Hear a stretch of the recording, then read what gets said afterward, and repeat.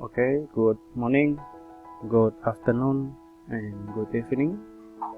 Well, for this time we talk about the human brain.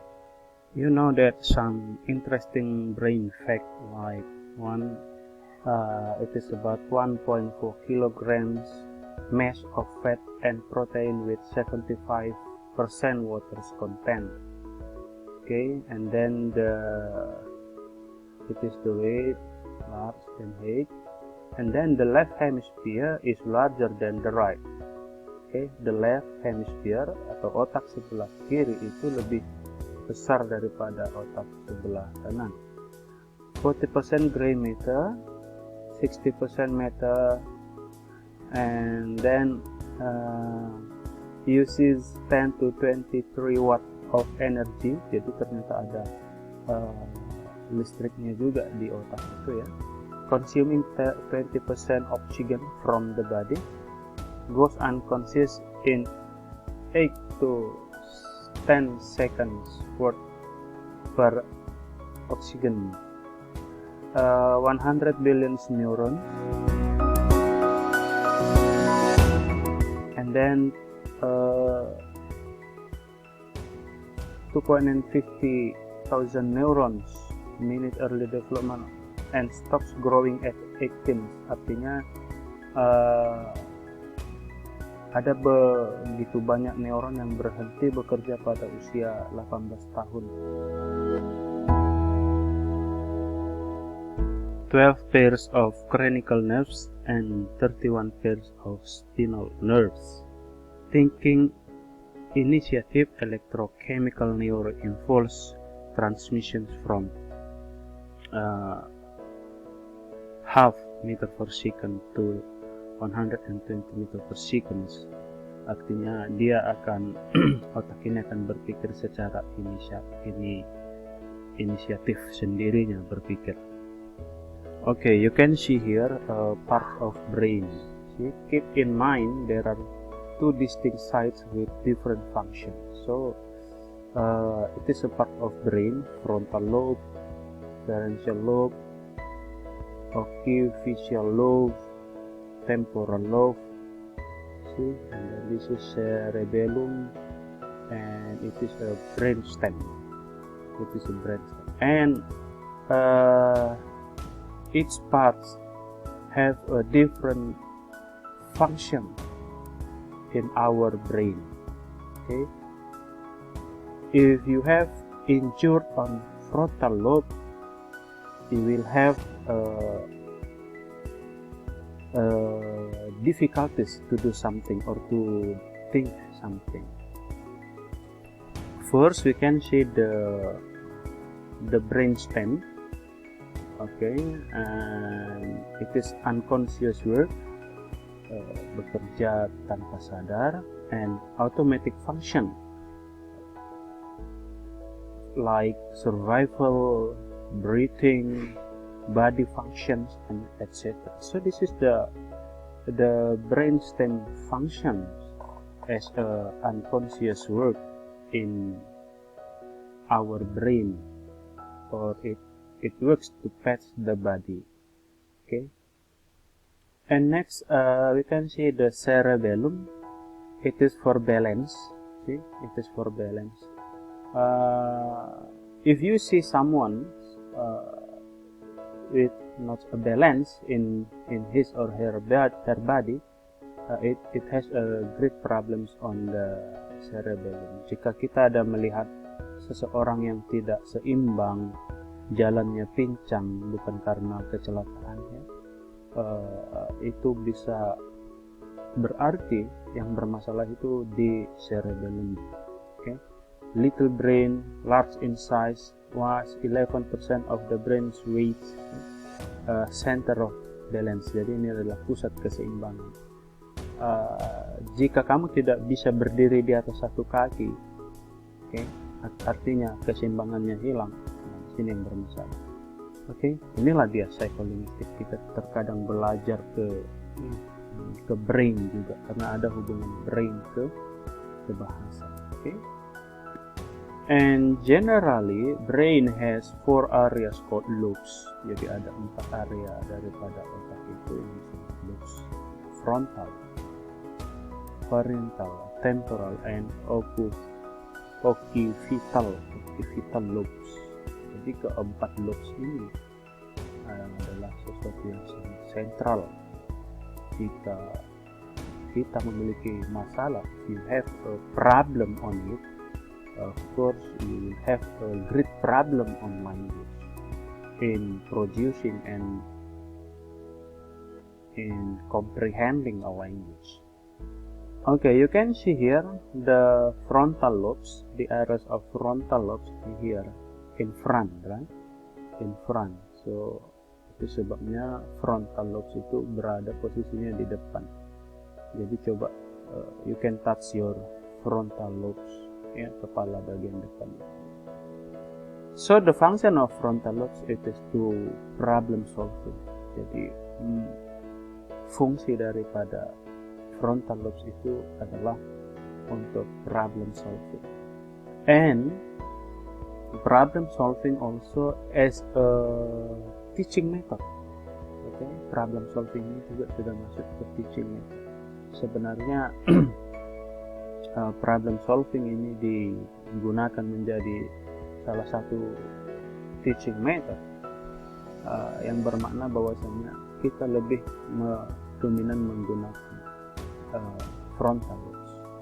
Jika if you have a problem and you cannot solve it, it means that you have in frontal lobes.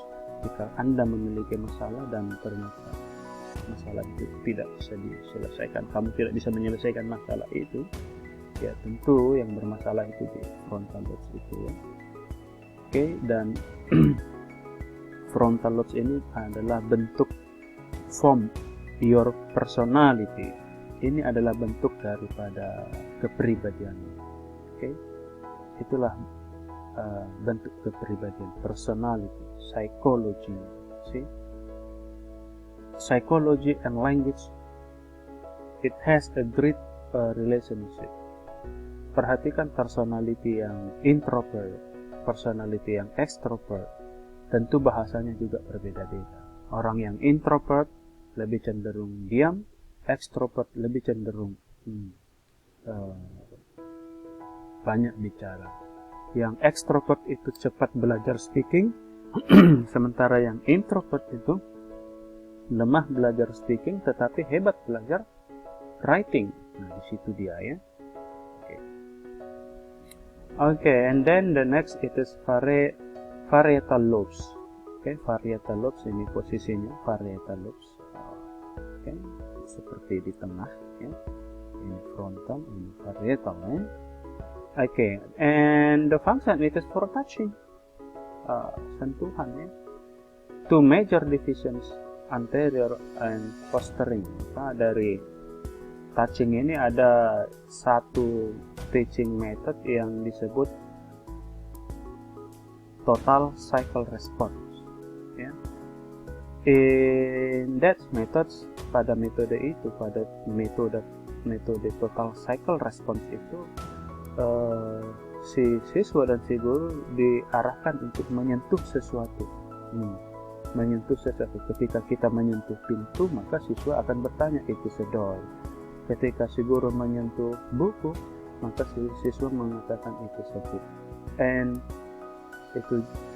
it can be played by the students in vice versa, dan sebaliknya si siswa yang memegang menyentuh sesuatu dan si siswa lainnya menyebutkan.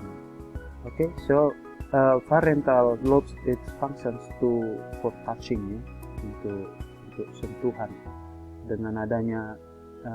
Dengan berfungsinya parietal lobes, ketika kamu menyentuh sesuatu yang panas, maka terasa panasnya. Ketika kamu menyentuh sesuatu yang dingin, maka bisa terasa dinginnya. Ketika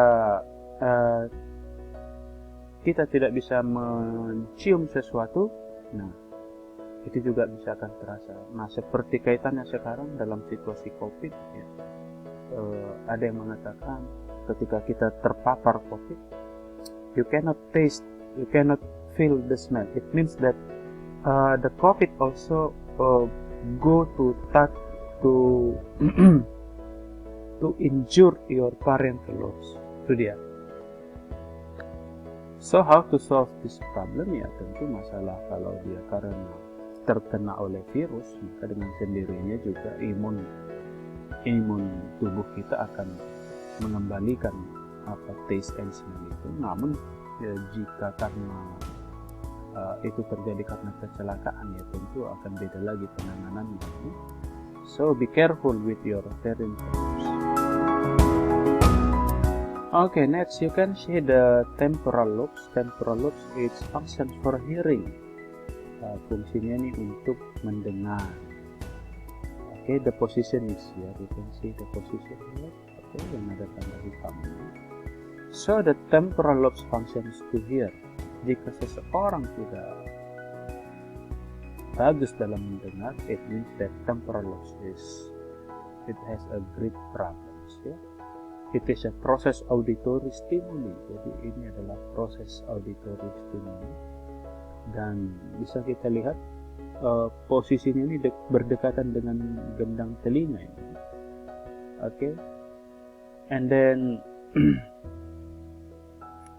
Wernicke's areas associated with speech comprehension. Nah, jadi temporal lobes ini juga sangat erat hubungannya dengan speech comprehension. Speech comprehension memahami bahasa. Memahami bahasa melalui pendengar. Mendengar dulu, you hear, and then you comprehend, and then it close to the Broca's areas associated with speech production. After hearing, we comprehend, and then we product for responding. Itu dia. Terkadang kita yang bermasalah itu memproduksi dulu. You say something without hearing, it is a great problem. Ya. Jadi urutannya itu yang benar itu the procedure. It is from hearing, and then you comprehend the language. You hear with temporal lobes, and then you comprehend, memahami, pahami. Setelah memahami, maka kita akan production. Nah, jangan terjadi contoh, siapa namamu? Si A bertanya, siapa namamu? Maka si B menjawab tanpa mendengar, tanpa mengkomprehend, tetapi memproduction. Tiba-tiba dia menjawab, rumah saya di Menteng. Jadi kan tidak nyambung ya. Siapa namamu? Siapa namamu? Kemudian dijawab dengan rumah saya di Menteng. It means that someone hear without comprehend, and then production. Okay, so the temporal lobes function, it is for hearing. And then next it is for occipital lobes. Okay, occipital lobes, its functions for seeing. Fungsinya untuk melihat. And then the location of occipital lobes, it is in the lower central back of the brain. So, lower posisinya itu ada di belakang. Jadi hati-hati dengan bagian belakang, kepala bagian belakang. Ya. And then processes visual stimuli. Bisa kita bayangkan jika if your occipital lobes injured in an accident, of course you cannot see. Kamu tidak bisa melihat. It is a problem for seeing. So that's it. The parts of the brain, and then the function of the brain. You can see, and I hope you know parts of the brain and the function, and some of the function of the brains make or formulate a certain teaching method. Jadi dari fungsi-fungsi otak itu maka lahirlah beberapa teaching method. Yeah. So that's it for this meeting. See you in the next time, and then in the next meeting. Goodbye. Stay healthy.